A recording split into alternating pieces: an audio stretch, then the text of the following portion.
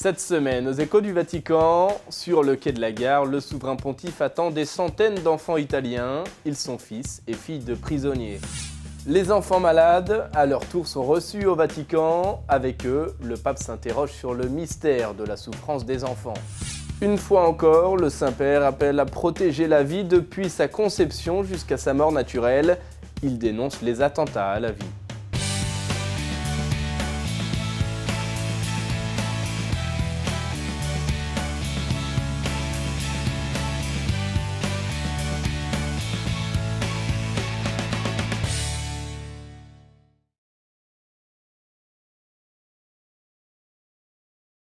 Mesdames, messieurs, bonsoir et bienvenue aux Échos du Vatican. On commence avec une fin de semaine chargée pour le pape. Dimanche, d'abord, il a récité la prière de l'Angélus. Place Saint-Pierre face à 50 000 fidèles. Il est revenu sur la fête de la Sainte Trinité. Une fête, dit-il, qui nous exhorte à vivre les uns avec les autres et pour les autres. La Sainte Trinité nous apprend aussi à dire pardon et à accepter le pardon, à accueillir aussi la beauté de l'Évangile. Ce sont les recommandations du pape. On écoute un résumé. Une vie chrétienne authentique ne peut être qu'une vie trinitaire dans son déroulement et dans son but ultime, parce que son modèle est la communion entre les trois personnes divines, le Père, le Fils et le Saint-Esprit, trois personnes qui s'aiment les unes avec les autres, les unes pour les autres, les unes dans les autres. Au milieu de personnes qui l'écoutaient sur une place Saint-Pierre ensoleillée et chaude, le pape François a ainsi parlé du mystère de la Trinité à l'occasion de la fête liturgique. Il a rappelé que l'Église doit vivre sa mission évangélisatrice de manière trinitaire. Le Saint-Père a invité la place à faire un signe de croix tous ensemble. Il a incité les chrétiens à tenir un style de vie toujours élevé en se rappelant pour quelle fin et pour quelle gloire nous existons, nous travaillons, nous luttons, nous souffrons. Nous sommes appelés à vivre, non pas les uns sans les autres, au-dessus ou contre les autres, mais les uns avec les autres, pour les autres et dans les autres. Voilà ce que signifie accueillir et témoigner ensemble de la beauté de l'Évangile. Vivre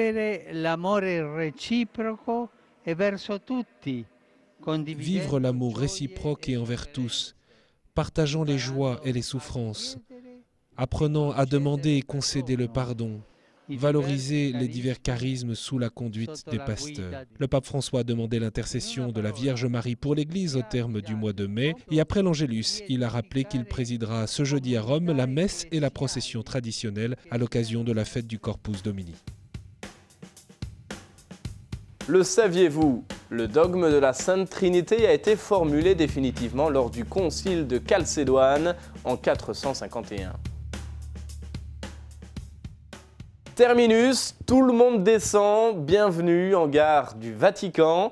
Samedi, quelques centaines d'enfants italiens ont débarqué d'un train spécialement affrété pour eux. Leur point commun? Ils sont tous des enfants de personnes détenues dans des prisons italiennes. Le pape lui-même est venu les accueillir sur le quai de la gare, puis il les a reçus pour un dialogue animé sur le thème de l'envol. Le pape les a ainsi encouragés à s'envoler, à s'évader, à rêver. Il a également répondu à leurs questions, aussi diverses que variées. Retour sur cette rencontre avec la télévision du Vatican. Peu après 10h30 ce samedi matin, 200 petits voyageurs sont arrivés à la gare Vaticane par le train des enfants de détenus de la prison de Bari, Trani et Rome. Ils étaient accompagnés cette année par 150 membres de leur famille et par des accompagnateurs. Cette troisième édition du train des enfants était organisée par le Parvis des Gentils, une structure du Conseil pontifical de la culture. Tous les participants ont rencontré ensemble le pape François dans la salle Paul VI. Le thème de la rencontre cette année était l'envol. Alors, serait-il possible de prier par le rêve? Rejoindre la Vierge Marie à travers le sommeil constitue une prière. On peut dire « Maman, Sainte Vierge, je suis ici. Tu es la maman de Jésus. J'ai volé à travers mes rêves pour te trouver. » Peut-on faire ainsi? Après les enfants de détenus, tournons-nous maintenant vers les enfants malades. Ils étaient eux aussi reçus par le pape au Vatican. Le Saint-Père les a salués, chacun individuellement. Il a pris le temps de les écouter, puis à son tour, il a pris la parole. Il a parlé du mystère de la souffrance des enfants. Pourquoi les enfants souffrent-ils, s'est demandé le pape. Il n'y a pas d'explication, a-t-il dit. La Vierge Marie elle-même ne comprenait pas la souffrance de son fils Jésus. Ces enfants, a dit le pape, sont des petits héros de la vie. Regardez. Le pape François a rencontré ce vendredi après-midi une vingtaine d'enfants dans la chapelle de la maison Sainte-Marthe, des enfants âgés pour la plupart entre 7 et 14 ans, mais il y avait aussi quelques petits de 2 ou 3 ans. Ces enfants gravement malades étaient accompagnés de leurs parents et de quelques volontaires et responsables de l'Unitalsi, l'Union nationale italienne de transport des malades vers Lourdes et des sanctuaires internationaux. Une enfant, Machia, a rappelé la précédente rencontre du pape avec des enfants malades le 31 mai 2013. Elle a fait mention de tous ceux qui étaient alors présents, dont quelques enfants aujourd'hui au ciel. Elle a assuré que tous ont beaucoup prié pour le pape comme il le leur avait demandé. Dans son discours, le pape a rappelé que la souffrance des enfants était un mystère comme celui de la croix. Marie non plus est restée sans réponse devant le corps mort de son fils, mais elle l'a embrassé, elle l'a caressé. N'ayez pas peur de demander à Dieu pourquoi. Défiez-le. Pourquoi?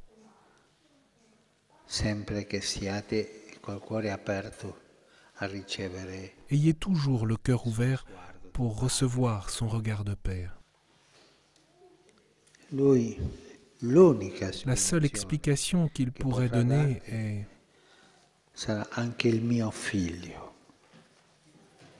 « Mon fils aussi a souffert ». Voilà l'explication. La chose la plus importante est le regard. Et votre force est là, dans le regard d'amour du Père.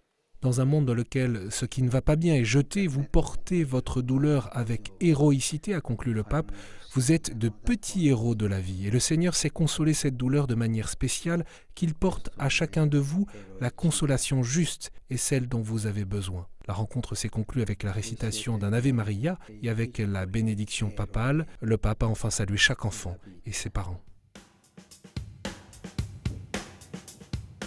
Et puisqu'on parle du mystère de la souffrance et de la maladie, sachez que le pape, une fois encore, appelle à protéger la vie, surtout lorsqu'elle est fragilisée, dès sa conception jusqu'à sa mort naturelle. Il est urgent, dit-il, de relancer la culture de la vie. C'est ainsi qu'on détermine le progrès d'une civilisation.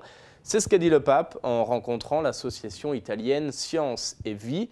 Devant ses membres, il a énuméré quelques exemples d'attentats à la vie. On l'écoute. La plaie de l'avortement est un attentat contre la vie. Laisser mourir nos frères sur des embarcations dans le canal de Sicile est un attentat contre la vie. La mort au travail lorsque les conditions minimum de sécurité ne sont pas respectées est un attentat contre la vie. La mort par malnutrition est un attentat contre la vie. Est un attentat contre la vie le terrorisme, la guerre, la violence, mais aussi l'euthanasie. Aimer la vie signifie prendre toujours soin de l'autre, vouloir son bien, cultiver et respecter sa dignité transcendante.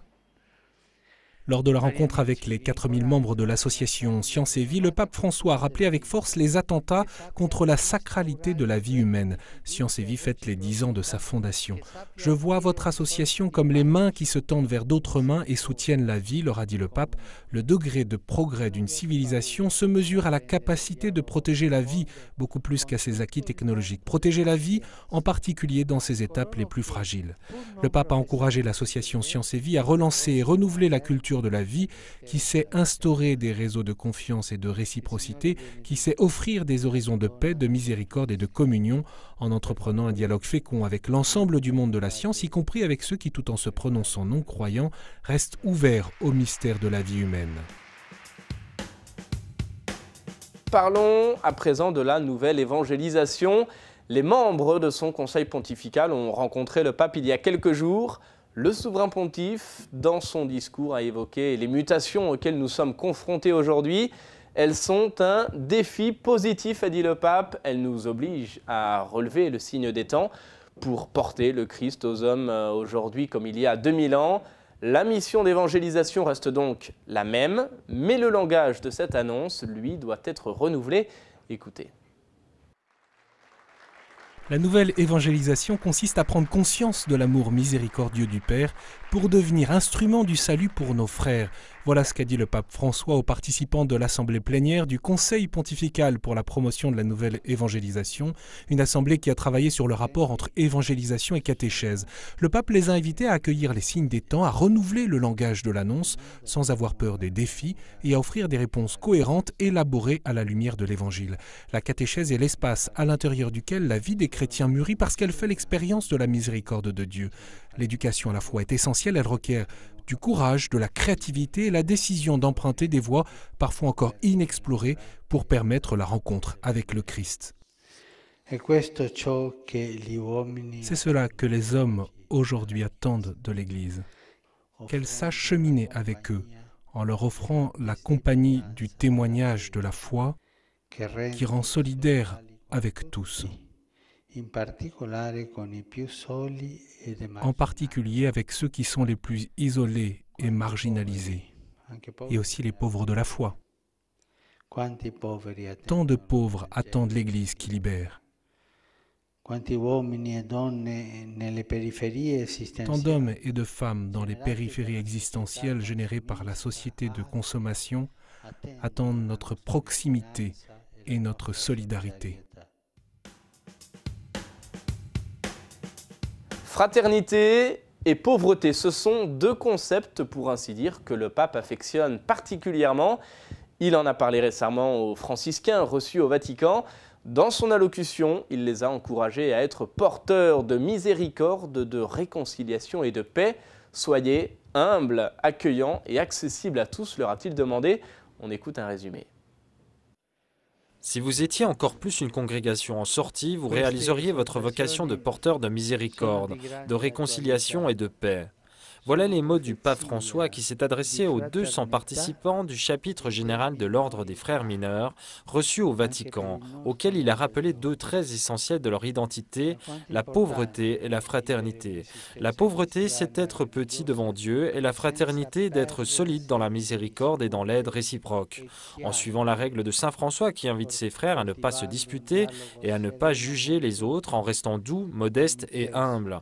En vivant, a expliqué le pape François, une existence chrétienne et religieuse sans se perdre en disputes et bavardages, en cultivant un dialogue serein avec tous, avec douceur, mansuétude et humilité, avec des pauvres moyens, en annonçant la paix et en vivant sobrement, heureux de ce qui nous est offert.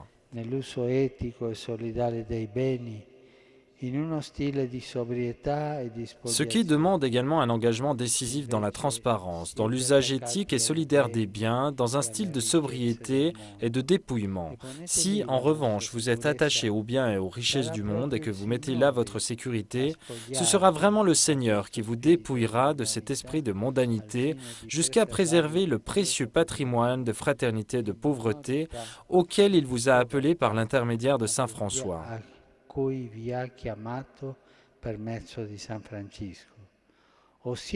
vous êtes librement pauvre et petit, ou vous finirez dépouillé. Vous avez hérité d'un patrimoine dans le peuple de Dieu avec la pauvreté, la fraternité, la douceur, l'humilité, la pauvreté. S'il vous plaît, conservez-la, ne la perdez pas. Le peuple vous veut du bien, il vous aime. Il y a peut-être parmi vous des fiancés, des couples qui se préparent au mariage. Eh bien, le temps des fiançailles, précisément, c'était le sujet de la semaine. Le pape y a consacré sa catéchèse mercredi lors de l'audience générale. Place Saint-Pierre devant des milliers de fidèles. Il a rappelé que le mariage ne s'improvise pas. Au contraire, l'union d'un homme et d'une femme s'apprend, s'approfondit et se perfectionne. Comment donc préparer un bon mariage chrétien ?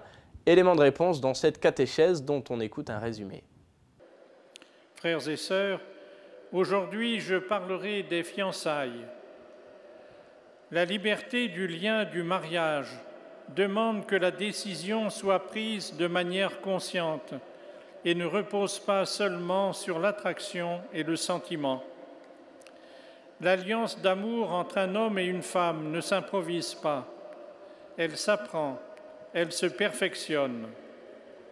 Au temps des fiançailles, les deux personnes sont appelées à faire ensemble un travail d'approfondissement de leur amour. Faire de deux vies une seule vie est un miracle de la liberté et du cœur confié à la foi. L'Église fait bien la distinction entre les fiançailles et le mariage, en vue précisément de permettre cette vérification. Les liens charnels ne peuvent pas être traités à la légère, sans ouvrir des blessures durables dans l'esprit.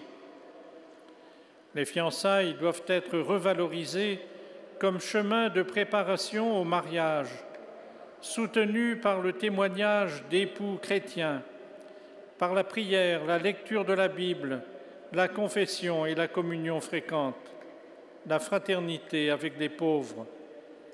C'est ainsi que se prépare un bon mariage chrétien. Parlons à présent du prochain voyage du pape. Ce sera samedi prochain, 6 juin, à Sarajevo, en Bosnie-Herzégovine. Quel est le sens de ce voyage? Dans quel contexte s'inscrit-il? Quel est le programme officiel? On écoute pour le savoir les précisions d'Antoine-Marie Isoire de l'agence Immédiat. Bonjour, samedi prochain, le pape François effectuera le 8e voyage international de son pontificat pour un déplacement d'une dizaine d'heures tout au plus à Sarajevo. Il marchera ainsi sur les traces de son prédécesseur Jean-Paul II, qui s'était rendu une première fois en Bosnie-Herzégovine en 1997, faute d'avoir pu s'y rendre durant la guerre. Après l'Albanie en septembre dernier, c'est la deuxième fois que le pape François se rend ainsi dans les Balkans. Un pape qui jusque-là d'ailleurs n'a pas foulé le sol d'autres pays européens, à l'exception de sa très brève visite aux institutions européennes à Strasbourg, au cours de laquelle il a pu idéalement s'adresser à tout le continent. Au Vatican, on insiste pour dire que, comme pour l'Albanie, cette visite en Bosnie-Herzégovine a une signification toute particulière, et cela 20 ans après la signature des accords de Dayton qui, souvenez-vous, en 1995, ont mis fin à une guerre sanglante interethnique qui a causé plus de 100 000 morts. Le pape François se rendra dans un pays où tentent de cohabiter serbes orthodoxes, bosniaques essentiellement musulmans et croates particulièrement catholiques. Dans la ville martyre de Sarajevo, où les parcs et les jardins accueillent les tombes des hommes et des femmes tombés durant la guerre, le pape va rencontrer tour à tour les autorités politiques, la minorité catholique et les responsables interreligieux. Il va présider une messe dans le grand stade où Jean-Paul II, 2 ans après la fin de la guerre, avait célébré la messe sous des tourbillons de neige, prêchant le pardon, soutenant que la paix et le respect réciproque sont les seuls moyens de mettre fin au nationalisme qui sont responsables, là encore, de nombreux morts. À son tour, François va appeler à la réconciliation pour reconstruire le pays auprès des jeunes en particulier. Le pape va rencontrer les leaders orthodoxes et musulmans. Il va inviter la population au dialogue et encourager le tout petit troupeau de 15% environ de catholiques. Un troupeau parfois divisé d'ailleurs, y compris autour de la question du sanctuaire marial de Medjugorje, dont le pape, prévient-on au Vatican, ne devrait pas parler au cours de ce voyage. Voilà, c'est un voyage que vous pourrez suivre samedi prochain sur l'antenne de KTO.